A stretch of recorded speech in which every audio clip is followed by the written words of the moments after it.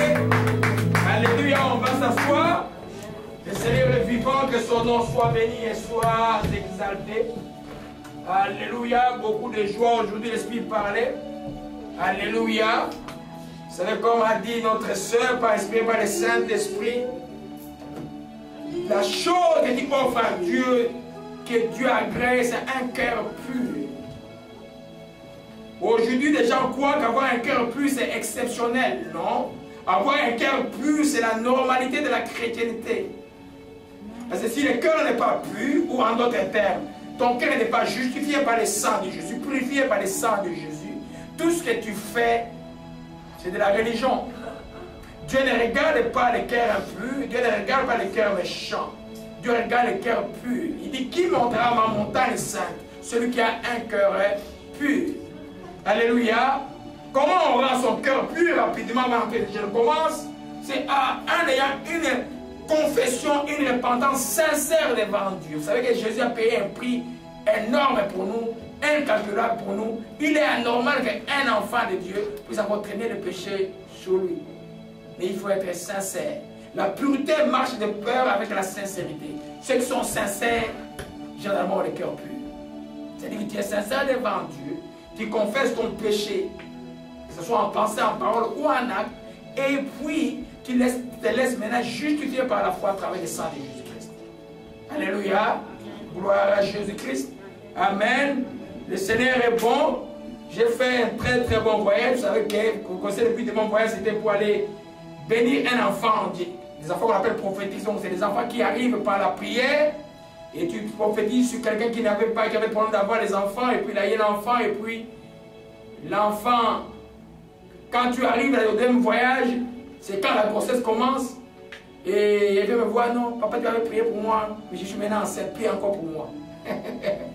Amen. Et quand il fait ça, je ne sais pas où est-ce qu'ils ont appris ça, quand il a toujours une petite enveloppe à gauche. Je crois que les gens sont un peu trop conditionnés, mais il faut accepter de voir certaines choses. J'ai prié et puis maintenant le bébé est né. Et le même jour qu'on avait le mariage de grâce ici à l'église. Et puis je suis allé bénir ce bébé. Son père a insisté. C'est seulement, on va à l'église, mais nous voulons que toi tu te déplaces pour venir bénir ces bébés. Pourquoi?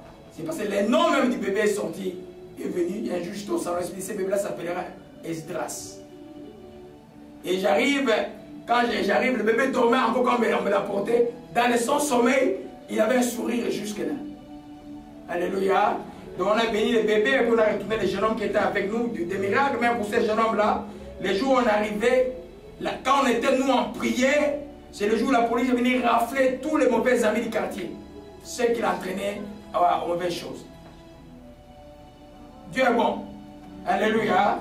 Dieu est bon. Et c'est quand je vois, c'est vous tous qui voyagez avec moi. Vos prières et tout ce que vous apportez, c'est une manière de contribuer à l'évangile de Jésus-Christ. Alléluia. Amen. Une parole pour quelqu'un avant de commencer. Tu sépares ce qui est précieux de ce qui est vil, qui sera comme ma bouche.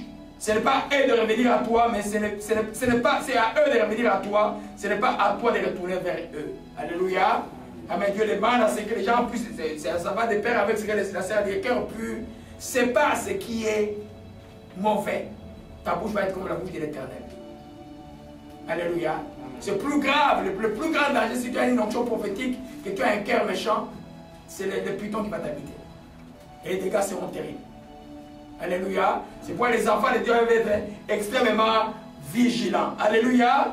Amen. Donc nous continuons la série sur les œuvres de la chair. Nous sommes à la 22e partie dans ce que nous avons appelé les choses semblables. Amen. Pour retourner un peu à ceux qui viennent d'arriver pour la première fois, ou ceux qui nous suivent maintenant. Nous sommes en train d'enseigner depuis 22 dimanches sur les œuvres de la chair de Galates 5 à partir du verset 19.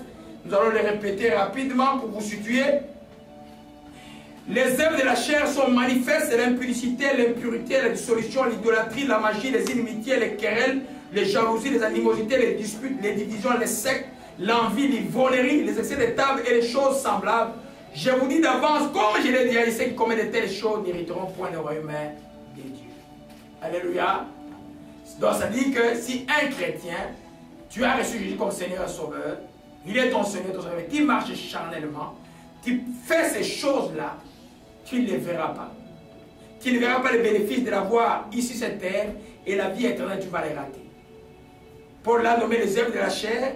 On a vu tout en détail. J'ai besoin dans tout le monde, même à notre frère qui vient de joindre à nous, de recommencer à suivre cet enseignement dès le premier dimanche. Retourner avec commencer dès le début. C'est un enseignement très profond et très fondamental pour les chrétiens. Les gens m'ont convaincu d'avoir Facebook. Je vais commencer le jour de mon anniversaire, je vais mettre Facebook. Mais je ne répondrai pas aux commentaires juste pour les enseignements. Alléluia. Parce qu'on n'a pas vraiment le temps court, Jésus revient. Alléluia. Amen. Donc, maintenant nous sommes là, c'est que Paul dit les choses semblables. Il y en a beaucoup. On a vu la fois passée, c'était la médisance et la calomnie. Et puis, on a commencé dimanche passé la colère comme œuvre de la chair. Alléluia. Je vais un peu résumer pour la colère. On a vu que la colère, en fait, n'était pas un péché, mais une expression d'un cœur blessé, agité, une émotion. Amen. Quand on a cette émotion, si on n'ouvre pas la bouche, si on n'agit pas mal, si on ne dort pas avec la colère, elle n'est pas un péché. La colère, est plutôt une porte, un accès pour le péché. Alléluia. Alors, on vient d'Éphésiens chapitre 4. Je fais juste un résumé pour ceux qui n'étaient pas là avant de commencer ce que j'ai dit aujourd'hui. Éphésiens chapitre 4, rapidement. Alléluia. Au verset 26, il est écrit: si vous vous mettez en colère, ne péchez point. Si vous vous mettez en colère, ne péchez point. Que le soleil se couche pas sur votre colère. Ne donnez pas accès au diable. Alléluia. Si tu te mets en colère, tu ne pêches pas. Ça te dit que le fait que tu es en colère n'est pas en soi un péché. Mais la colère peut permettre que tu pêches. Que tu injuries, que tu frappes, que tu agisses mal. Alléluia. On a pris l'exemple de Caïn, dans Genèse chapitre 4. Dieu dit à Caïn: pourquoi ton cœur est-il irrité et ton visage est abattu? Fais attention, les péchés se couchent à ta porte. Toi, tu fais quoi? Dominer sur lui. Je dis dimanche, pour dominer sur la colère, tu as besoin d'un fruit de l'esprit qui s'appelle la maîtrise de soi. Mais combien on voit les gens des fausses doctrines passent des temps à chasser l'esprit de colère? Hein? Ah, on va gêner, on va chasser l'esprit de colère. Non, tu as juste d'exercer la maîtrise de soi. Tu dis, laisse le Saint-Esprit te maîtriser. On va voir ça aujourd'hui, comment on gère la colère. Tu ne vas pas commettre les péchés. Alléluia. On a vu aussi que c'était un accès. C'est un résumé rapidement avant qu'on commence. Alléluia. Et c'est un accès, une porte ouverte à Satan. C'est-à-dire quand tu es en colère, les péchés se couchent à la porte. Tu dois faire extrêmement attention. Prenez l'exemple, quelqu'un te fait du mal. Humainement, tu as raison d'être en colère. Mais tu ne dois pas dormir. La Bible dit que le soleil ne se couche pas sur votre colère. Ça dit que ne laisse pas la colère traîner dans ton cœur au point qu'il ouvre la porte à d'autres démons. Alléluia. Quand tu traînes, il y a au moins, j'en ai vu dimanche passé, ça va être publié mercredi. Amen. Sur YouTube et sur le site. Amen. Au moins 7 démons qui viennent entrer en toi. Le premier démon qui vient, c'est l'amertume. Alléluia. Ton cœur est amer. Et l'amertume, la Bible dit que c'est un poison qui affecte même ton environnement. Un cœur amer. Un cœur amer, Jésus a dit que c'est la bonté du cœur que la bouche parle. Quand le cœur est amer, qu'est-ce que ta bouche peut prononcer? Jamais des démons. Tu feras que pécher. Alléluia. C'est pourquoi c'est très important. J'ai dit aux chrétiens, un chrétien, on va te persécuter. Un vrai, il y aura quelqu'un qui va te faire du mal. Mais toi, fais en sorte d'appliquer ce que le Proverbe 4, verset 29 nous enseigne, de garder ton cœur plus que toute autre chose. Que l'amertume n'entre pas, ne demeure pas dans le cœur. Alléluia. On a vu ça, je vais juste résumer bien aimé, on va aller un peu vite aujourd'hui, vous allez voir, allez suivre cette récit. Alléluia. Après l'amertume vient les ressentiments. C'est-à-dire tellement que tu as été blessé. Maintenant, la personne, par exemple, vous êtes dans un même bureau, il est en face de toi, il est en face de toi. Maintenant, tu commences à... Sa présence t'ennuie. Tu as un ressentiment avec la personne, donc tu n'as plus d'amour avec la personne. La personne, sa présence t'irrite encore plus. tu es dans un deuxième démon. Le ressentiment. Et tu traînes avec le ressentiment et puis tu as bien de l'animosité. Tu as maintenant envie vraiment de faire du mal. Et quand il y a l'animosité, c'est là où les calomnies aussi peuvent sortir. C'est-à-dire que tu commences même à dire des choses pour tuer la personne. Alléluia. Et pas quand l'animosité traîne que tu n'as pas réglé, vient la rancune. À 29 ans, quand j'ai donné ma vie à Jésus-Christ, c'est le démon qui a été chassé de mon cœur. C'est pourquoi depuis 89 jusqu'à aujourd'hui, je suis capable de garder rancune à quelqu'un. Des fois, je me trouve bête. Mais c'est là ma force. C'est là où je peux aller faire le ministère sous pression et j'ai fait déjà sur Internet ce que Dieu fait. Alléluia. Beaucoup de choses nous allons apprendre, l'Esprit m'a enseigné hier. Amen. La rancune. Il ne faut pas être rancunier. Maintenant, quand tu vois qu'il y a la rancune, mais il y a déjà l'amertume qui est là, il y a déjà le ressentiment, il y a déjà l'animosité. Et puis, après, quand tu es rancunier, maintenant, imaginez, vous êtes maintenant à l'église, tu es rancunier avec quelqu'un, mais tout le monde salue la personne. Bonjour Déborah, bonjour frère Joël, bonjour le frère Deka qui vient d'arriver là. Ok? Mais toi, dans le cœur, tu as le rancunier avec le frère Deka. Et tu dis, bonjour frère Deka. Ça signifie quoi? Tu deviens qui? Tu deviens hypocrite. Ça s'appelle la malice. Tu deviens un malicieux. Dans la malice, il y a l'hypocrisie et le mensonge qui est déjà là. En termes clairs, tu fais semblant devant les gens. Et un chrétien, la Bible dit que l'amour soit sans hypocrisie. Les chrétiens ne doivent pas être hypocrites. Quand tu as un problème avec quelqu'un, dis mon frère, j'ai un problème avec toi. Vous réglez ça, vous deux. Et quand vous réglez, c'est fini. Alléluia. Gloire à Jésus-Christ. Et puis, après la malice, vient maintenant la haine. Là, tu commences à haïr vraiment la personne. Et nous avons vu dans les textes de Jean que l'apôtre Jean nous dit simplement que celui qui est dans la haine est un meurtrier. Quand tu as la haine, chrétien qui a la haine, tu es déjà meurtrier. Tu vas te voir en vision en train de tuer les gens, dire oh je suis pas sorcier, mais tu as la haine. Les gens croient que les sorciers sont plus mauvais que ceux qui sont haineux. Vous tous allez en enfer. Les haineux et les sorciers, tous vont en enfer. Alléluia. Amen. Donc, la haine. Après la haine, c'est comme ça vous voyez à la télévision quelqu'un qui va tuer, et un couple qui est en divorce, la haine, et il y a quelqu'un même qui s'est suicidé. Et alors, le septième qui arrive, c'est le meurtre. Dans tout le meurtre, il y a toujours une colère qui commence quelque part. Alléluia. Il vous donne l'exemple aux États-Unis, quand un jeune homme te dit hey, attends, je viens, il fait quoi? Il est rempli de haine, il peut prendre un revolver pour venir te tirer. Alléluia. Amen. Donc, vous voyez que c'est quelque chose de très sérieux qu'on ne doit pas jouer avec. Quand tu es en colère, tu dois pardonner le même jour. Tu ne dors pas. Moi, je te donne mon exemple. Je ne fais pas les choses que je ne fais pas. Je vais être là dans mon bureau à gêner jusqu'à ce que je sente la paix. Je bénis la personne jusqu'à ce que je sente la paix. Alléluia. Amen. C'est comme ça qu'on va s'en sortir. On a vu aussi les causes, rapidement je saute. On a vu les causes de la colère. On a vu la première cause qui était la frustration. Amen. Quand on est frustré. Caïn était frustré à cause d'Abel. Parce que Dieu a agréé l'offrande de son frère. Lui aussi il a travaillé. Lui aussi il a recueilli les plantes qui étaient son travail. Il a offert. Mais comment Dieu a agréé son frère? Et pour lui il n'a pas agréé, il était frustré. Mais Dieu lui dit de ne pas agir mal. Il dit ne sois pas irrité. Ne sois pas abattu dans ton cœur et dans ton visage abattu. Que ton cœur ne soit pas irrité et puis ton visage ne soit pas abattu. Alléluia. Et fais attention quand le mal se couche à ta porte. La frustration. Tu as travaillé au travail, tu étais meilleur dans ton groupe de travail. Prenons l'exemple, un originaire d'ici, blanc qui n'est pas capable de le servir. On le met devant toi, ça frustre des fois. Tu es à l'université, tu es le meilleur, tu es toujours là, on te charge du cours, on te donne, et toujours moins que ceux à qui même que tu as appris les choses qui sont en train d'enseigner. Humainement, tu es frustré. Et ça crée la colère. Mais les chrétiens ne doivent pas se laisser frustrer. Alléluia. Jésus a dit quand on te demande de faire 1000, fais-en 2000. Si les gens te poussent, toi comme chrétien, laisse-les faire. Un jour, parce que tu as un juste juge.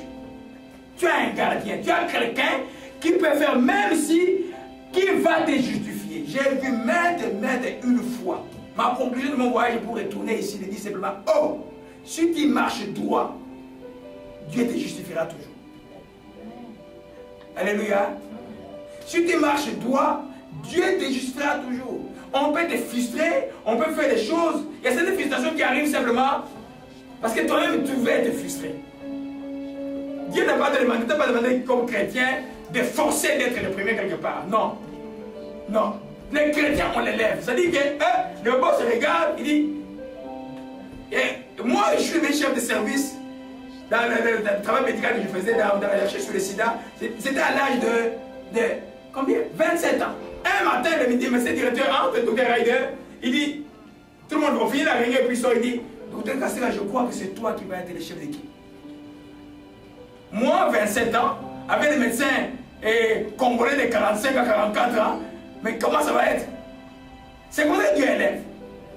Alléluia. Si tu cherches à être le premier, Dieu te rendra le dernier. Si tu cherches à être serviteur, Dieu te rendra le premier. Beaucoup de frustrations arrivent des gens parce que les gens souvent restent et cherchent à être le premier. Alléluia. Gloire à Jésus-Christ. Amen. On a vu cette dimanche, mais juste un résumé de hier, je faisais une petite ajoute. La frustration ne peut pas comme cause ne pas être à la hauteur de ce qu'on attend de toi. On te demande de faire quelque chose, tu n'arrives pas à le faire. C'est normal que tu sois frustré. Mais toi, va mettre ces frustrations. Remets ça à Dieu. Demande à Dieu la force d'accomplir. Des fois, tu t'inquiètes d'un rapport qui n'est pas complet. Mais quand tu vas donner au boss, il va dire non, c'est ok. Mais toi, tu es déjà inquiété pour rien. Alléluia. Amen. La deuxième cause de frustration, c'est ne pas être capable de supporter la contrariété. C'est-à-dire que dans la vie, tout le monde ne sera pas toujours d'accord avec toi. Alléluia. Il y a des gens qui vont s'opposer à toi. Surtout dans les choses de Dieu, il y a des gens qui vont s'opposer à toi. Pour nous, les enseignants surtout. Dans ces temps ici, le faux est tellement grand que tu dois connaître de quoi tu parles. Alléluia. Quand il y a la contrariété, toi ne te sens pas frustré. Ne te mets pas en colère. Sois d'abord écoute, peut-être d'autres même raison dans ce qu'il dit. La Bible dit soyez prompt à écouter, lent à se mettre en colère. Mais les gens sont lents si tu es frustré, tu es prompt à se mettre en colère. Il ne faut jamais être frustré. Alléluia. Des fois, quelqu'un dit des choses insensées, laisse-le parler. À la fin, tu vois quelqu'un dans un discours, lui-même s'est contredit à son discours, il commence à te donner raison à son propre discours. Parce que tu as regardé les séances. Quand tu regardes les séances, tu fais quoi? Dans ton cœur, tu fais quoi? Tu pries. Alléluia. Amen. La frustration peut aussi arriver pour les gens qui sont jaloux. Quand tu n'as pas réglé le problème de jalousie dans ton cœur, tu seras tout le temps frustré. La jalousie, c'est un syndrome de l'orgueil. Dieu va te résister tellement dans ta jalousie, tu seras tout le temps frustré. Il faut cesser d'être jaloux. Un chrétien ne peut pas être jaloux. Envie. On a vu ça dans l'enseignement sur l'envie, c'était vraiment en profondeur. Alléluia. Gloire à Jésus-Christ. La deuxième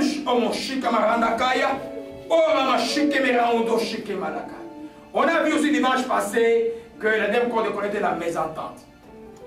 Vous pouvez, les désaccords et les chrétiens. Vous pouvez, même sur la doctrine, je voudrais vous présenter l'exemple de Charles Stanley. Vous-même, j'ai entendu parler du mal de Charles Stanley? Non. Mais Charles Stanley, quand il enseigne sur les langues et sur le Saint-Esprit, ce n'est pas notre enseignement, nous. Parce que c'est un baptiste. Voyez un peu? Mais c'est le fait, ça. On peut être en désaccord en s'aimant, par exemple. Alléluia. Je vais vous donner l'exemple de Paul et Barnabas dans Actes chapitre 15. Alléluia. Vous connaissez que Barnabas est la personne qui a beaucoup soutenu Paul quand Paul a été appelé. Amen. Quand tout le monde fuyait, Barnabas était avec lui. Et ils ont commencé le ministère ensemble. Et dans le second voyage, quand ils devaient voyager, et Paul a dit non, non, non, il faut que Jean-Marc ne vienne pas avec nous. Jean-Marc était le cousin de Barnabas. Ok? Il dit il ne faut pas que Jean-Marc vienne avec nous. Et puis, Paul dit non, non, non, non, non. Ce jeune homme qui nous a abandonnés dans le premier voyage n'est pas prêt à venir, il faut qu'il reste. La Bible dit dans Jean 15, verset 39, ces discernements furent assez vifs pour être cause qui se séparaient l'un de l'autre. Barnabas prenant Jean-Marc avec lui, s'embarqua pour l'île de Chypre. Ils se sont séparés. Alléluia. Les sentiments étaient vifs, les désaccords étaient vifs. Alléluia. La colère était là. Et je suis sûr, cette soirée-là même, ils se sont pardonnés, chacun est allé à sa direction. Quelques temps après, vous allez voir dans le texte de Matthieu et de Timothée, plutôt 4, verset 11, Paul demande à ce qu'on lui envoie ces Jean-Marc. Parce qu'il est utile, pas pour le ministère de Barnabas, mais pour le ministère de Paul. Qu'est-ce qui s'est passé entre-temps. Barnabas a pris soin des petits. Le petit a été avec Pierre. Il est devenu secrétaire de Pierre. C'est là où il a écrit c'est pourquoi il a écrit l'évangile de Marc. Et puis maintenant, il était utile pour eux. Bon, un des accords était là, mais les gens n'étaient pas venus ennemis. Une colère bien gérée. Alléluia. Alléluia. Amen. Amen. Amen. Quatrième cause, les blessures. Amen. On a vu dimanche passé. Je vais aller rapidement, je répète rapidement pour tous. Amen. Il est normal que nous soyons blessés comme humains. Amen. Mais si tu es blessé, tu dois pouvoir pardonner le plus rapidement possible. Romains 12, verset 19 dit: ne vous vengez point vous-même, bien-aimés, mais laissez agir la colère, car il est écrit: à moi la vengeance, à moi la rétribution, dit le Seigneur. Si ton ennemi a faim, donne-lui à manger, s'il a soif, donne-lui à boire. Car en agissant ainsi sur le charbon, attends que tu amasses sur ta tête, ne te laisse pas vaincre par le mal, surmonte le mal par les biens. Alléluia. Quelle que soit la blessure, quelle que soit l'offense, des fois ça fait mal. Des fois quand tu bénis la personne, tu pleures. Mais tu dois faire parce que c'est la volonté de Dieu. Et derrière la volonté de Dieu, il y a toujours la bénédiction. Alléluia. Même si elle est pénible comme Jésus à Gethsemane, derrière la volonté de Dieu, il y a, même si la voie est horrible et tortueuse, si c'est la volonté de Dieu, après cela, il y a toujours une bénédiction. Alléluia. C'est pour enfant de Dieu, tu dois pouvoir pardonner.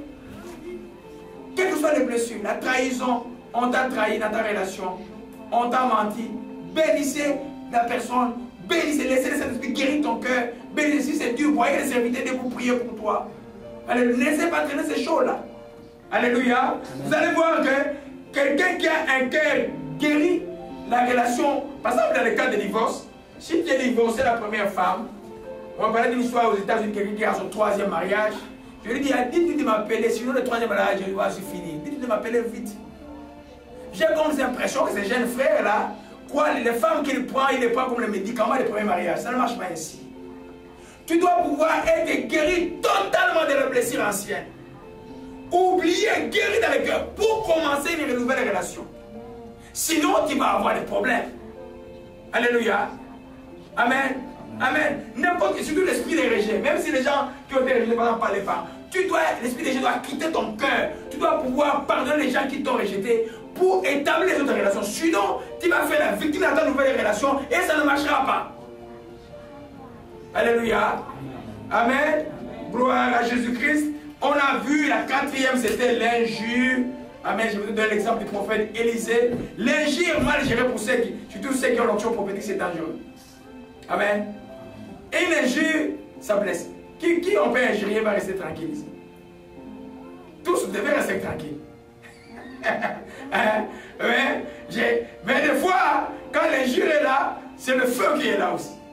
Et l'ennemi, c'est que si je peux avoir des enfants de Dieu, celui-là, j'ai essayé par l'impudicité, je ne l'ai pas eu. J'ai essayé par ce, je ne l'ai pas eu. Je vais essayer par quelqu'un qui va les provoquer, qui va l'injurier. Regarde son nez comme ça. Hein? On va voir comment il va réagir. Hein? Alléluia. Amen. Jésus, notre exemple, c'est Jésus-Christ. Jésus, on l'a injurié, il n'a répondu à aucune injure. Alléluia. Quand quelqu'un t'injure, ferme seulement la bouche, vas-y. Ne réponds pas. Alléluia. Amen. Quand on injurie quelqu'un, ça blesse. Le prophète Élisée montait sur la montagne, allait à Carmel. Les petits enfants commençaient à crier monte chauve. Eh, ma calvitie, monte chauve. Alors, il s'est retourné, il a maudit les enfants. Et 2 jours sont sortis, 40 enfants étaient morts. C'est que l'injure peut produire. Quand on injurie les gens, ils sont en colère. Il n'y a personne qui peut accepter l'injure. Alléluia. C'est pourquoi même Jésus dit, pour nous chrétiens, et quand tu dis à quelqu'un, raca ou imbécile, combien pour toi que tu sois brûlé par le feu de la chair? Alléluia. L'injure n'est pas chrétien. Mais quand un homme du monde t'injurie, toi tu dois pouvoir te maîtriser, ne pas rendre injure pour injure. Alléluia. Amen. On a vu la 5e cause, c'était l'échec. Amen. Je vais un peu commencer aujourd'hui là-bas. Alléluia. Le résumé était long. Dans l'enseignement, il faut toujours remettre les gens sur les rails. On ne court pas. Nous ne courons pas, nous voulons que les gens comprennent les choses et puis appliquent dans leur vie. Et ceux qui vont nous surveiller. Alléluia. Gloire à Jésus-Christ. L'échec personnel ou collectif. Qui a déjà eu un échec ici? Alléluia. Quand tu as un échec, tu te sens comment? Tout le monde, il y a une déception. C'est une colère en soi-même. Il y a une incompréhension qui monte dans les cœurs. Pourquoi cela? Alléluia. Un échec qui soit personnel ou collectif ou national, après une guerre, il y a un pays qui perd la guerre, tout le monde est en émoi. L'occupant est là, tout le monde est en émoi. Alléluia. Ça cause une forme de colère. Alléluia. Amen. Amen. Mais moi, je vous dis que l'échec pour les chrétiens peut être un nouveau départ. L'échec pour les chrétiens peut être l'occasion de Dieu de redirectionner sa vie. L'échec pour les chrétiens est l'occasion que Dieu peut te donner pour embrasser ta vraie destinée que l'ennemi a voulu te voler à un moment donné. Alléluia. Amen. Amen. On peut dire que l'échec chrétien n'est jamais un échec chrétien. J'aime raconter cette histoire des Juges du chapitre 20 rapidement. Et un prophète dont la femme a été abusée. Et puis par les gens de Gilbéa, qui étaient les Benjamites. Et puis les femmes, il a pris sa femme qui était morte, il l'a coupée en 12 morceaux, il l'a envoyée dans toutes les 12 tribus d'Israël. Et puis tout Israël a décidé de faire la guerre aux Benjamites. L'histoire, vous le trouvez dans Juge chapitre 20 rapidement. Ils ont consulté et dit, est-ce qu'on va combattre les Benjamites? Les Benjamites étaient l'armée d'Israël. Ils sont allés le premier jour faire la guerre à leurs frères. Ces premiers jours-là, au Juge 20, verset 20 nous dit, les hommes d'Israël s'avançaient pour combattre les Benjamites. Ils s'est rangés en bataille contre les devant Gibéa. Les fils de Benjamin sortis de Gibéa, étendus sur ce jour-là, 22 000 hommes d'Israël. 22 000 hommes de ceux qui avaient raison, de ceux qui avaient consulté l'Éternel, à qui Dieu avait dit, allez-y combattre les Benjamites. C'est une colère incroyable. Mais Dieu, on n'est pas parti de nous-mêmes. On a appris ce que tu as fait à nos pères quand ils allaient faire des choses eux-mêmes. On vous a consulté Dieu. Est-ce qu'on va le combattre, Benjamin? Dieu a dit, oui, ils sont allés. 22 000 sont morts. Ils sont retournés. Et il a pris le courage, il s'est rangé de nouveau en bataille. Et comme il s'était placé le premier jour, il montait le deuxième jour, il y a eu 18 000 morts. De ceux qui avaient raison. Mais la troisième fois, ils ont gêné, ils ont prié, ils ont fait des sacrifices d'action de grâce. Quand ils sont allés, les Benjamites étaient finis, il n'a resté que 100 femmes. Et après, ils ont épité leurs frères, ils ont donné les femmes étrangères. C'est vraiment la plupart des Benjamites a survécu. Alléluia. C'est pour te montrer simplement, même si des fois tu es dans la direction de Dieu, un échec, ça ne signifie pas que tu as gagné, tu as perdu la guerre. Il y a un dicton du monde qui dit, perdre la bataille, c'est ne pas perdre la guerre. Alléluia. Amen. Donc ça veut dire que tu dois te mettre debout, tu dois laisser la colère. Si tu ne pointes pas les doigts au ciel, mon Dieu, pourquoi tu m'as fait ça? Non, lui ne fait jamais le mal. Alléluia. Reprends tes forces et reviens. Ils ont perdu combien de 30. Vous allez voir, j'ai étudié hier, je vous ai parlé, ça c'est mes études personnelles. Vous allez voir que eux aussi, quand ils sont arrivés, c'est aussi 18 000 qu'ils ont tués, 25 000 qu'ils ont tués, presque le même nombre que les autres avaient tués.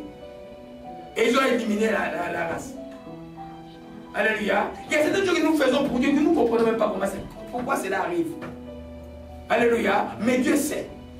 Quand il y a un échec des fois, pas généralement tout concourt bien ceux qui aiment Dieu, qui sont appelés selon ton, ce sont des saints.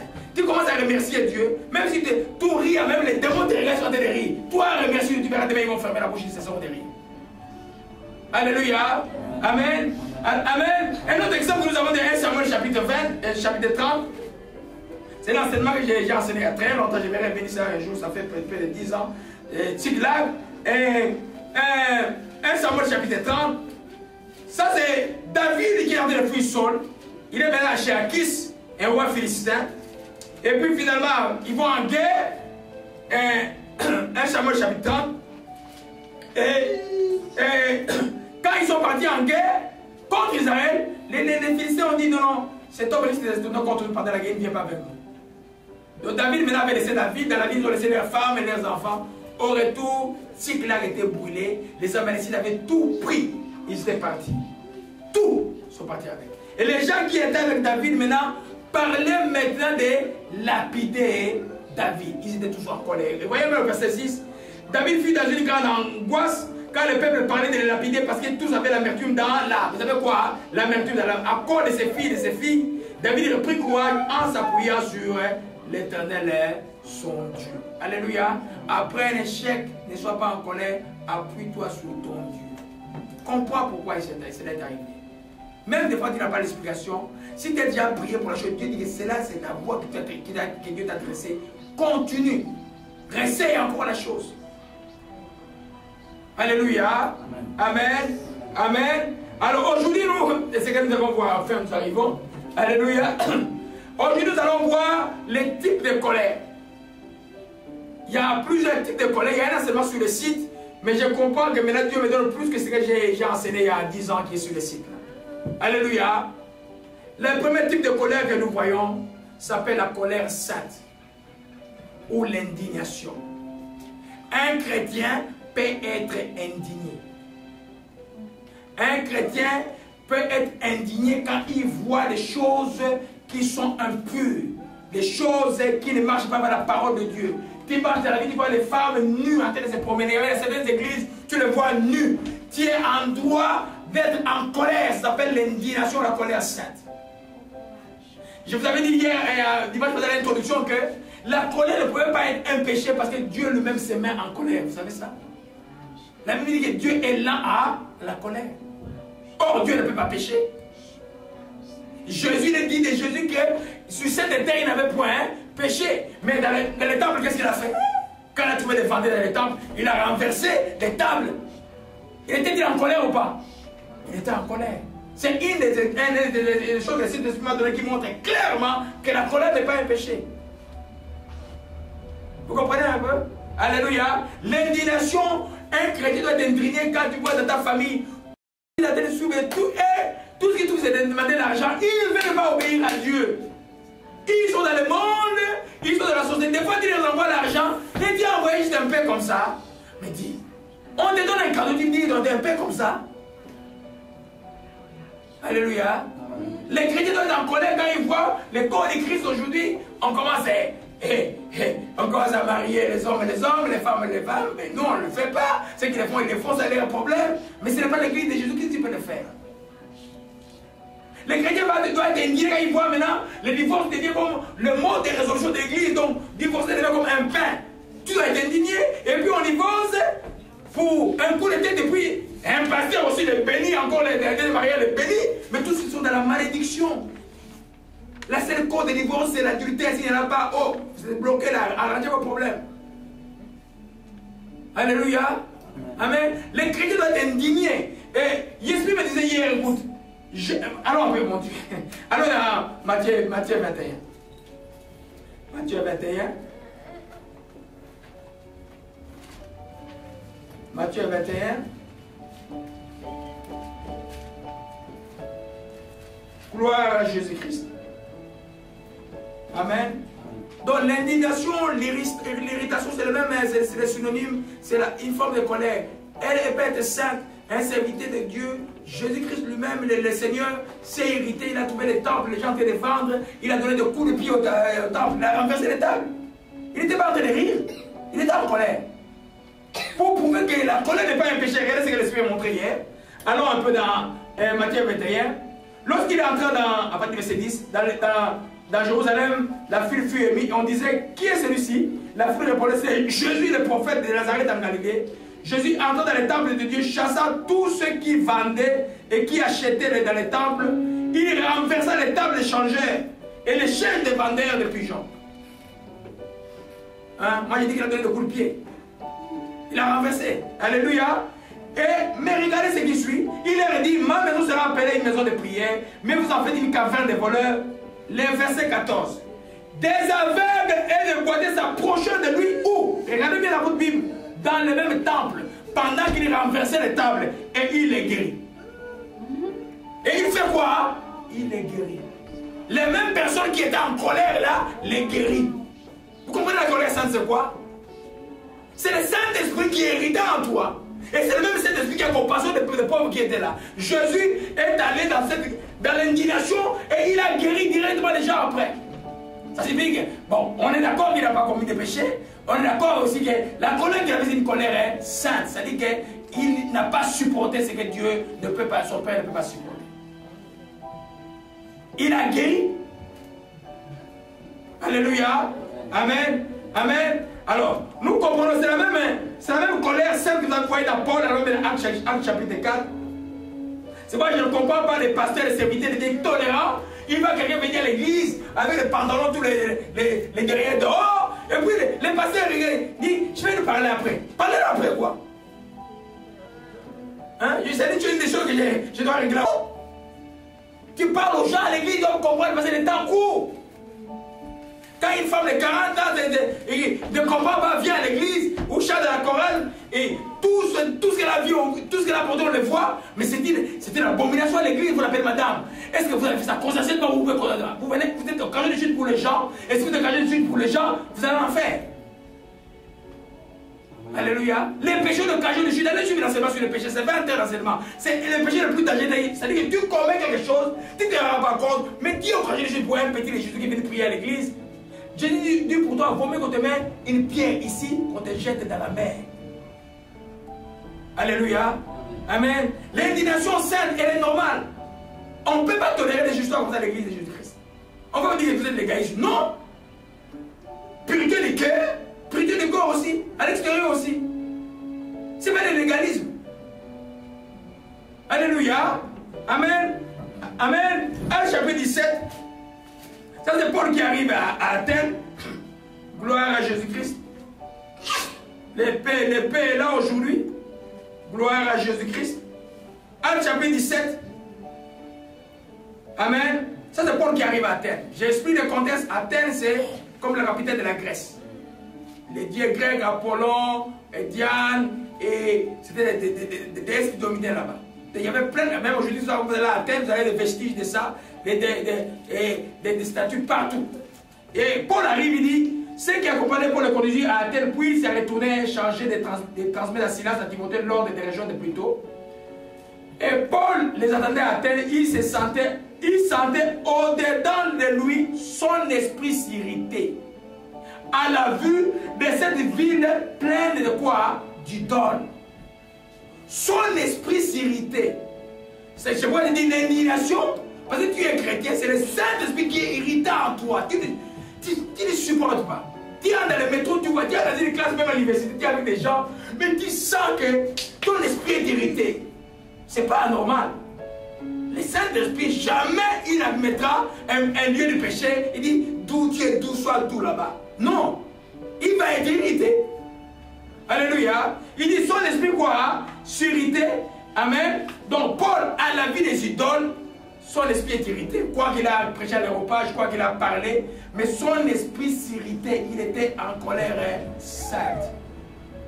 Alléluia. C'est pourquoi vous ne vous trouvez pas anormal quand vous êtes avec des hommes croyants et puis ton esprit t'irrite. Tu n'es pas anormal. Tu es vraiment normal. Tu es anormal quand tu as de la haine, tu veux faire des gens aux gens. Mais quand tu t'irrites par vos choses qui sont conformes à la parole de Dieu, tu es normal. Alléluia. Amen. Tu es normal. Amen. Amen. Même au début de ma conversion, quand j'étais encore dans la pratique, et même passant pour la plupart, tous étaient déjà atteints de sida, mais tu pouvais sentir dans le cœur que quelqu'un arrive, tu sais que mon esprit irrite, c'est-à-dire que la personne là, des fois, malgré le sida, il continue à vivre encore une vie de péché. Mais là, je ne vais pas montrer, je suis chrétien, je dois faire ou te donner des conseils. Malgré qu'elle a le sida, tu vas voir quand il remplit sa fiche, et là encore, il des rencontres avec des gens, il continue à répandre la maladie. Moi, tu ne peux pas accepter ça. Un chrétien ne peut pas accepter quelqu'un qui fait le mal, qui répand le mal. Alléluia. Gloire à Jésus-Christ, que son nom soit béni. Amen. Donc, nous voyons là, j'explique la colère sainte, parce que la Bible dit que Dieu est là à la colère. C'est-à-dire qu'il est là, mais il finit par. Je vous ai dit que la grâce va terminer un jour, ce sera la colère de Dieu sur cette terre des hommes.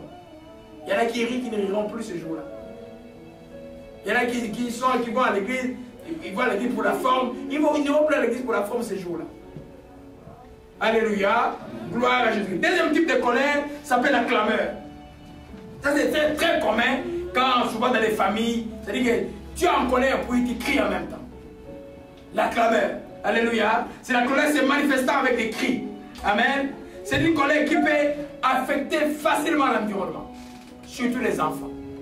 C'est une colère qui rend surtout les enfants incompréhensibles, ils sont perplexes. La clameur, elle reste une forme de colère. Le soir, tu ne dors pas avec, mais n'aie pas l'habitude, parce que la clameur, c'est seulement le péché là. Quand il y a la clameur, les cris, souvent l'injure est là aussi. L'injure est déjà là. Donc tu dois y revenir, comme on avait dimanche passé, le de Proverbes. Celui qui commet un acte sur le péché et un acte sur la colère doit y revenir. C'est-à-dire que le Saint-Esprit va tellement te reprendre que tu vas revenir pour demander pardon à ça. Par rapport à ce que tu as fait. Alléluia. Amen. Amen. Alors, donc, cessez, quand il y a, tu sens, on va voir ça tout à l'heure, tu sens la colère, ferme la bouche, ou éloigne-toi de ce lieu-là, ou change de local, ne permet pas à ta bouche de pécher et à tes gestes de te faire pécher. Alléluia. Amen. Quatrième type de colère, c'est la rage. Celle-là, la rage, quand la rage est habituelle, on peut parler des démons. Quand vous voyez un enragé, c'est vraiment, c'est les gens qui prennent les autos, qui va cogner. Un enragé est sous possession diabolique. Alléluia. Alors, souvent ça demande la délivrance, ça demande qu'on prie pour toi, pour chasser cet esprit. Alléluia. Un enragé perd le contrôle. Un enragé ne se rend même plus du danger des actes qu'il pose. Et quand il aura commis l'acte, il va dire, oh, qu'est-ce que j'ai fait? Alléluia. Hein?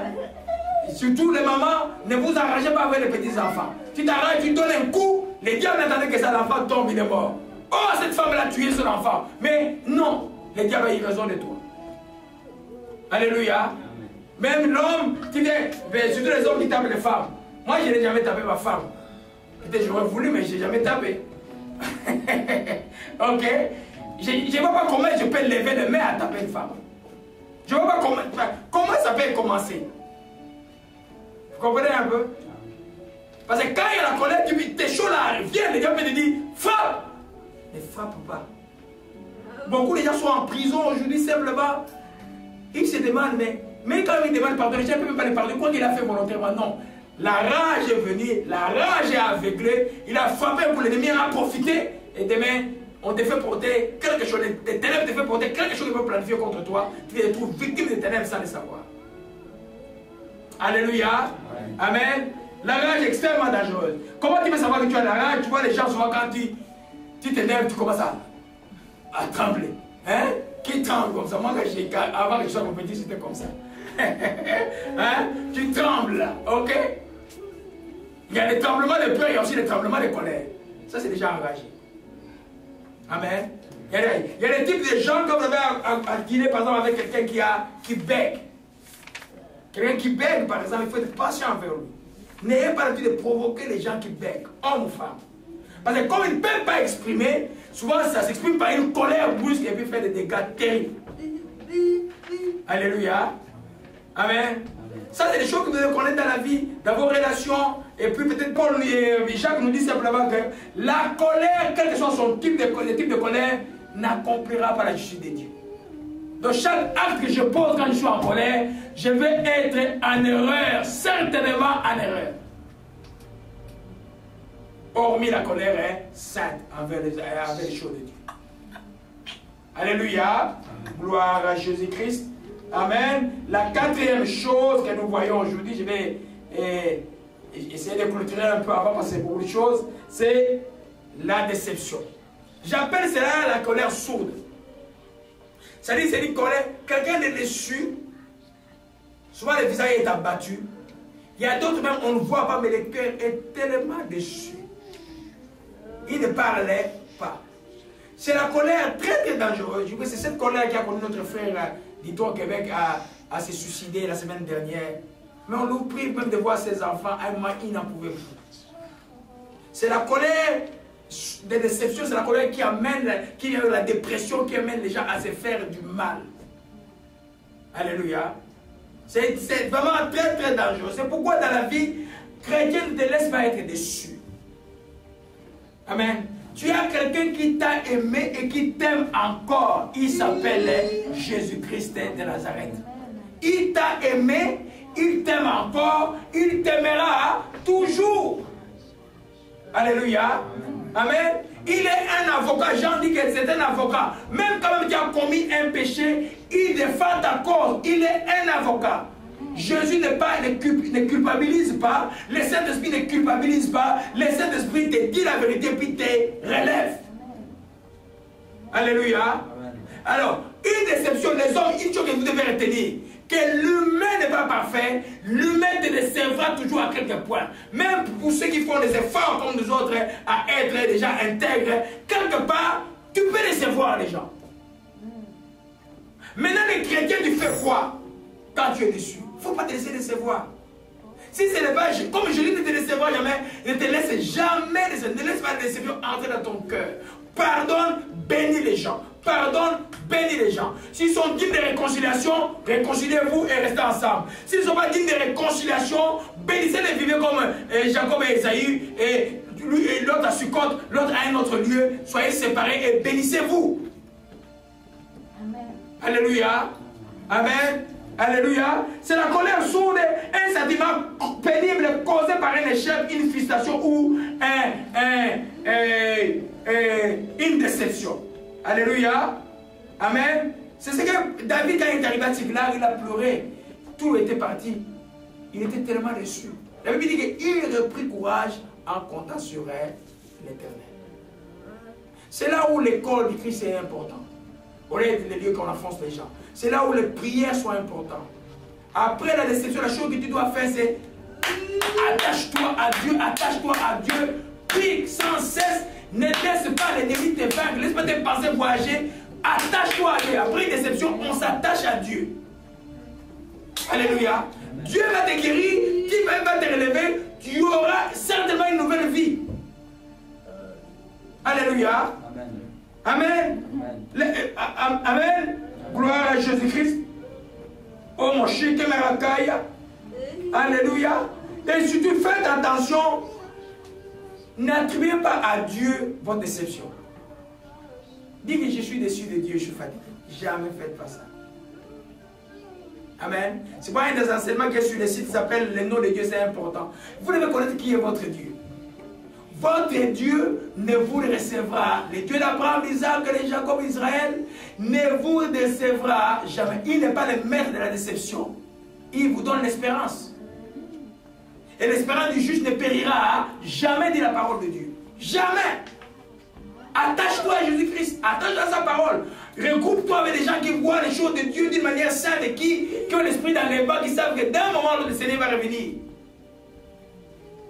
Alléluia. Amen. Amen. La déception. Ne laissez pas la déception. On connaît. Et puis, ne vous comparez pas. Hein. C'est-à-dire que tu dis, ah, l'autre est bien, voilà moi. Oh, laissez ça. Tu ne sais pas ce que l'autre vit. Alléluia. Regarde jamais l'autre. Non. Jamais, jamais, jamais l'autre. Il y a des gens qui ne vous diront jamais ce qu'ils vivent. Ils savent gérer leurs histoires. Alléluia. Amen. Toi, regarde le Seigneur de gloire. Regarde ton Dieu. Lui ne te décevra jamais.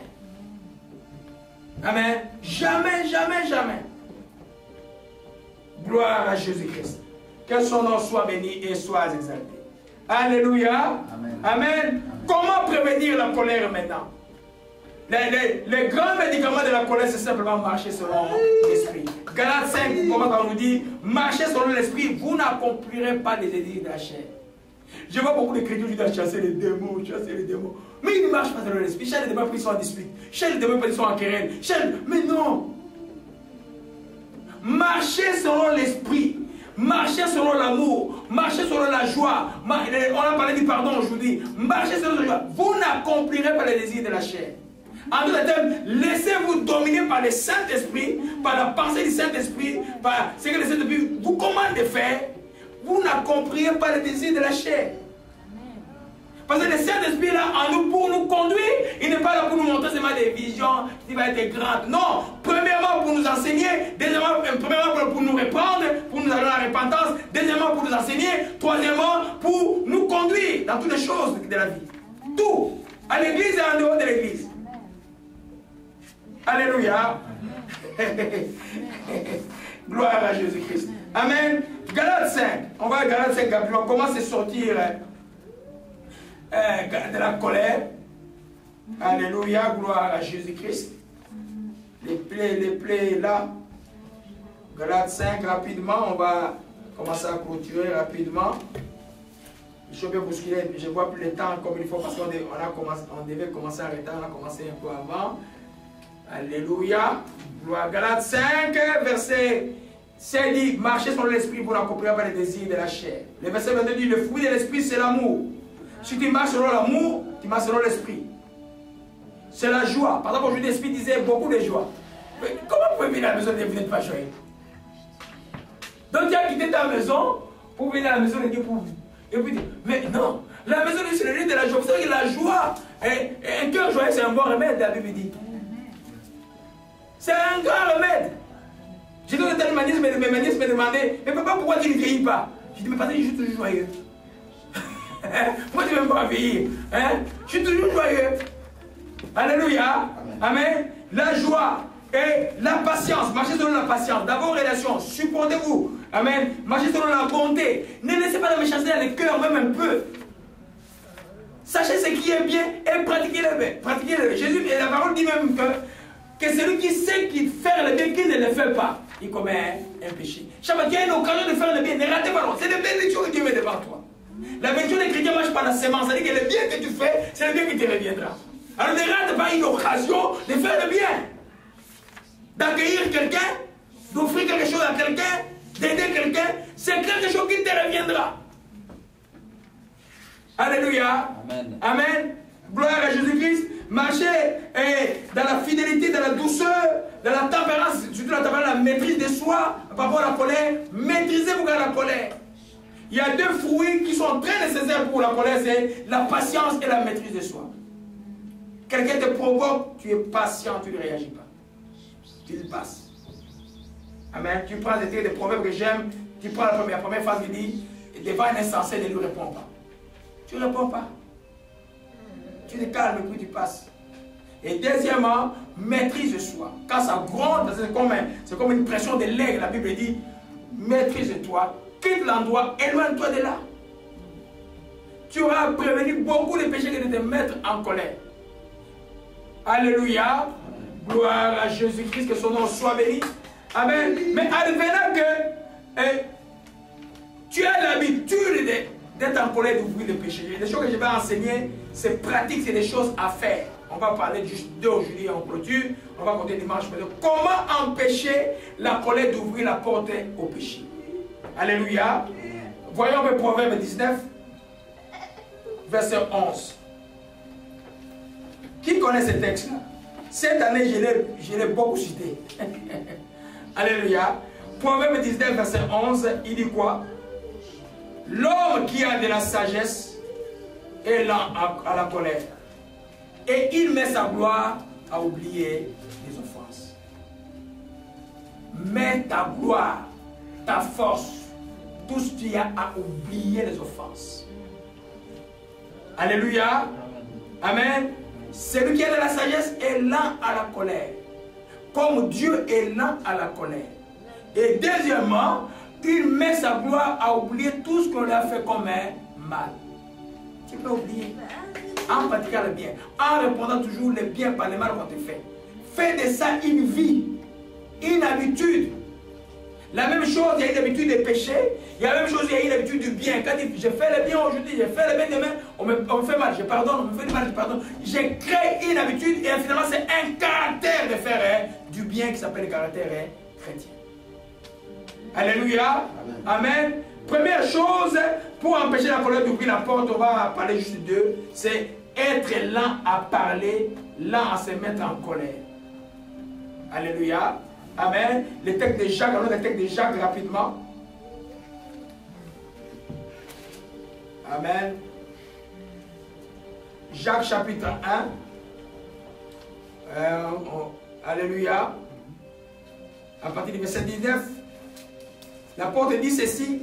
Sachez-le, mes frères bien-aimés, ainsi que tout homme soit prompt à écouter, donc rapide à écouter. Hein? Lent à parler. Donc écouter beaucoup, peut parler. Lent à se mettre en colère. Alléluia. Lent à se mettre en colère. Donc, et car la colère, le verset 20, de l'homme n'accomplit pas la justice de Dieu. Amen. Donc, comme un enfant de Dieu, si tu commences à te mettre à être lent à te mettre en colère, c'est-à-dire comment tu fais? L'occasion de te mettre en colère est là, tu te maîtrises. L'occasion de te mettre en colère est là, tu es patient envers la personne. L'occasion de te mettre en colère est là, tu changes l'environnement pour que tu ne tombes pas dans le péché. Tu fais ça d'habitude, tu es quelqu'un qui est lent à la colère. Alléluia. Pas prompt à la colère, mais tu dois être lent et prompt à écouter comme la Sœur nous a dit, à écouter ce que Dieu dit. Si nous écoutions très souvent, on aurait extrêmement moins de problèmes. Et suivre le Saint-Esprit, c'est aussi écouter les directives du Saint-Esprit. On était ici, je devais déposer les jeunes hommes qui viennent depuis lundi passé. Je vais aller, le Saint-Esprit dit non. Je vais aller, le Saint-Esprit dit non. Lundi, et lui-même est venu me voir. Tonton, est-ce que tu ne peux pas faire encore des semaines ici? Je lui dis, dis-moi, et quoi? Il y a des tons de choses aux États-Unis ou quoi? Hein? Il dit, non, tonton, mais j'aime rester ici. Ok, ça va. J'ai dit, on va aller, mais on a poussé pendant une semaine et puis on est parti. On est bien arrivé, j'avais problème de freinage, j'avais mon frein qui tremblait, mais je peux dire, j'ai freiné peut-être pas plus de 10 fois d'ici chez Washington, parce que je suis un vieux chauffeur. Je prenais mes distances à temps et des vies à temps jusqu'à arriver. On arrive à la prière du soir où on faisait la prière, donc j'ai béni les bébés, j'ai prié pour les familles qui étaient pour la rentrée scolaire de nos frères qui sont là-bas, les enfants qui vont rentrer à l'école. Les mêmes soirs, la police est venue dans les quartiers à rafler tous les leaders de ce groupe-là qui avaient les jeunes gens à aller prendre du cannabis et du soir aussi. Les mêmes soirs. Si je n'avais pas écouté le Saint-Esprit, je suis parti avant, les petits seraient retournés en prison. On les ramène en prison. Maintenant, il a 18 ans, on l'aurait ramené en prison. Maintenant, c'est une autre personne changée. Tout le monde l'a vu totalement changé aux États-Unis. Alléluia. Écoutez les directives du Saint-Esprit. Alléluia. Ne soyez pas pour et réagir. On m'a fait ça. Hey, moi aussi, j'ai fait ça. Non. Calme. Laissez le temps faire. Remettez à celui qui est juste et juge. Il agira au bon moment et tu vas t'étonner de ce qu'il va faire. Je parle à quelqu'un là. Tu vas être étonné. Alléluia. Gloire à Jésus-Christ. Amen. Amen. Gloire à Jésus. Proverbe 17, rapidement on va conclure. Le temps de Jésus est là. C'est le temps de Jésus-Christ. C'est le temps de Jésus-Christ. C'est le temps de Jésus-Christ. Alléluia, alléluia. Proverbe 17, verset 27. Celui qui retient ses paroles connaît la science. Celui qui a l'esprit calme est un homme intelligent. L'insensé, même quand il s'estime, il passe pour être sage. Alléluia. Donc, cette terre est quelque chose de merveilleux. Cette terre est mieux que parler. C'est vrai, les chrétiens doivent parler quand il faut parler, ne pas parler quand il ne faut pas parler. Tu veux des discussions vaines, n'allez même pas des discussions vaines. Alléluia. Vous entendez quelqu'un injurier déjà Jésus, qu'est-ce que tu vas discuter avec lui? Bénis les passes de chemin. Prie pour lui, demain il saura qu'il comprendra demain. Parce qu'il est insensé, il est dans le monde, il ne connaît même pas qui est Dieu. Tu vas discuter avec quoi? Il va lui dire quoi? Alléluia. Gloire à Jésus-Christ. Amen. Être là à la colère. Un autre texte pour appuyer, Romains 12. Romains 12, rapidement, nous recommande. Gloire à Jésus-Christ. L'épée est là aujourd'hui. Viens dans la joie aujourd'hui. Viens dans la joie. Viens dans la joie aujourd'hui. Romains 12, verset 19 dit, ne vous vengez pas vous-même, laissez agir la colère. Laissez passer la colère. Car il est écrit, à moi la vengeance, à moi la rétribution. Si tu donnes en fait, donne-lui à manger. Si la soif, donne-lui à boire. Car en agissant ainsi, c'est le charbon ardent que tu vas passer sur ta tête. Ne te laisse pas vaincre par le mal, surmonte le mal par les biens. Alléluia. Amen. Ce qui nous intéresse ici, Dieu dit simplement, et ne vous laissez agir la colère, de laisser passer la colère. Amen. Un des grands médicaments de la colère, c'est le temps. Alléluia. Le temps. Laissez passer le temps. Esaïe, je n'ai pas prévu de parler de ça, je parle de ça rapidement. Esaïe était en colère contre son petit frère Jacob qui avait volé sa bénédiction. Il parlait même de les tuer. Mais Jacob est allé chez Laban, son oncle, il a passé près de 20 ans. Ce temps-là a fait que Esaïe la colère. Dieu a béni Esaïe aussi. Et parce que la bénédiction d'Esaïe, je vais en parler un jour, c'est la bénédiction qui fait parler, travail par toi-même. Alléluia. Il a travaillé dur, il a gagné. Quand Jacob arrivait, Jacob a fait il s'est humilié 7 fois. Mais il lui donnait des je n'ai pas besoin de cela. Moi aussi, je suis déjà béni à cause du temps.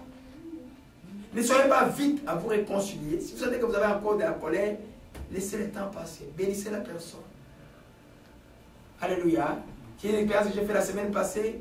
Après 3 ans de rupture avec certaines personnes, c'était comme une bombe de vie qui est venue dans le cœur de tout le monde. Les gens entendaient pleurer. Et c'était une joie. Le temps est nécessaire des fois pour la réconciliation. Mais le pardon n'a pas besoin de temps. Tu dois pardonner maintenant pour que tu sois libéré. Mais pour te réconcilier avec quelqu'un, si tu es un non-croyant, bénis-le, vis ta vie. Si les croyants, laissez le temps vous guérir et avec le temps, vous allez vous retrouver ensemble comme Paul et Jean-Marc se sont retrouvés. Alléluia. Amen. Gloire à Jésus-Christ. La dernière chose par laquelle nous terminons maintenant, et c'est venu encore pendant que j'ai prié prophétiquement et puis la sœur est revenue sur ça. Pardonnez immédiatement et ne donnez pas accès au diable. En cas de colère, qui te fait une discipline, je ne dormirai pas avec la colère, je dois pardonner immédiatement. Le pardon, c'est un acte de foi. N'attendez pas de bien sentir. Dis Seigneur, je le pardonne, je ne lui en veux pas. Tu fermes ta bouche, tu ne parles pas à X à droit de l'histoire. Tu parles à Dieu, tu bénis la personne. Et puis tu vas voir après, le Saint-Esprit va venir t'aider, etc. Tu n'auras plus d'amertume envers la personne. Alléluia. Pardonnez immédiatement. Ne dormez surtout pas avec la colère. Alléluia. Amen. Parce que si le manque de pardon est dans ta vie, ils t'ont fait du mal. Ils sont torts devant Dieu. Mais toi, quand tu les gardes prisonniers, comme tu es chrétien, tu les rejoins dans le mal. Parce que tu ne les pardonnes pas, toi et eux, et ceux qui te font mal, et toi qui ne pardonnes pas, vous êtes vraiment sur le même chemin. C'est le chemin de la perdition. Alléluia. Alors, sois intelligent, tu fais quoi? Tu pardonnes la personne, tu bénis la personne. Alléluia. On a vu dans Proverbe 19 qu'il faut mettre sa gloire à oublier les offenses. Aimer oublier les offenses. Alléluia. Gloire à Jésus-Christ. Matthieu 6.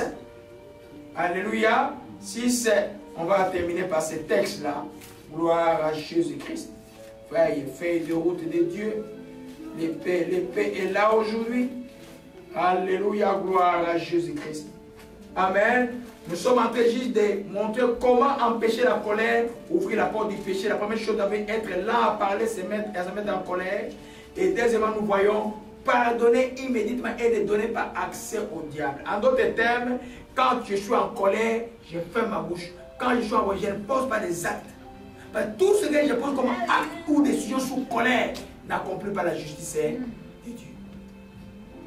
Hormis la colère est sainte par rapport aux choses de Dieu, l'irritation des Saint-Esprit met dans les cœurs de croyants quand ils voient les choses qui ne sont pas correctes. Par exemple, tu arrives à une fête, à un endroit, tu vois les gens faire des choses mondaines, qui disent, tu fais quoi? Tu sors. Quand tu sors de là, tu n'as pas commis un péché. Non, tu n'as pas commis un péché. Tu arrives à un endroit, tu vois les gens en train de regarder des drôles de films et tout ça, et ils t'ont invité. Tu es leur invité, tu dois leur... Tu ne vas pas voir, on dit, on regarde, non, tu vas dire, est-ce que je peux aller en chambre? Tu les laisses regarder les histoires parce que c'est leur maison. Tu ne participes pas au mal. Alléluia, ça c'est pas le péché. Alors, mais quand les gens, mais toi tu n'ouvres pas la porte au diable, toi tu ne donnes pas accès au diable, toi tu avant de dormir, tu ne dors pas comme un bois là, oh je suis en colère.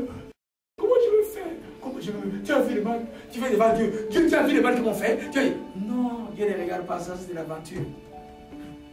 Dieu ne regarde pas ça, Dieu qui Christ. Dieu qui te dit, pardon, bénis la personne.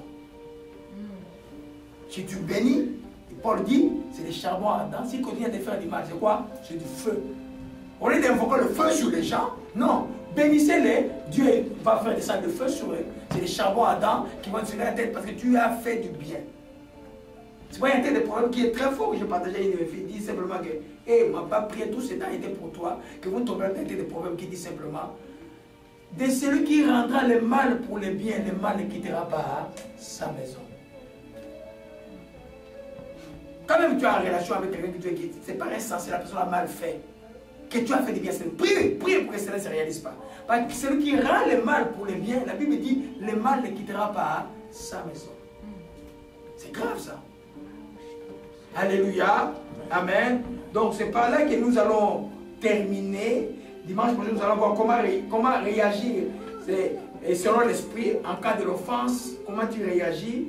Et nous allons voir aussi le principe de quitter momentanément le lieu. Nous allons voir aussi ne jamais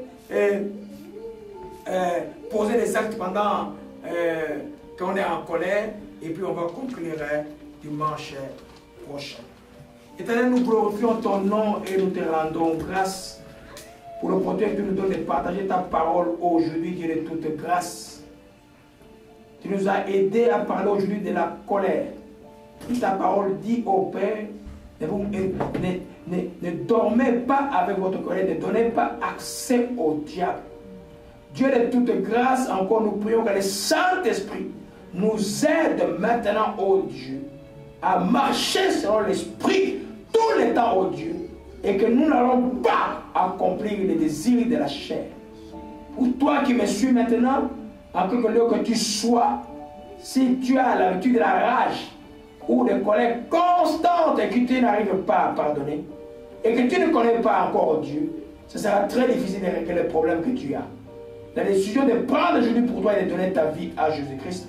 Et tu vas faire cette petite prière qui suit après moi. Tu le fais de tout ton cœur. Et tu dis, Père Céleste, je suis devant ton trône de grâce. Je me reconnais pécheur et je te demande pardon pour tous mes péchés. Je crois que Jésus-Christ de Nazareth est venu en chair et en sang, qu'il a été crucifié sous Ponce Pilate, que son corps fut enseveli, qu'il est ressuscité et qu'il est à la droite de Dieu le Père. C'est lui qui est le sauveur de ce monde. Jésus-Christ, soit le Seigneur et le sauveur de ma vie. Seigneur, je t'accepte aujourd'hui. Tu es mon Seigneur. Je te rends grâce de me sauver et aide-moi à gérer la colère et à éloigner tout mal. Seigneur, je te rends grâce. Au nom de Jésus-Christ, je t'ai ainsi prié. Amen. Louons-le.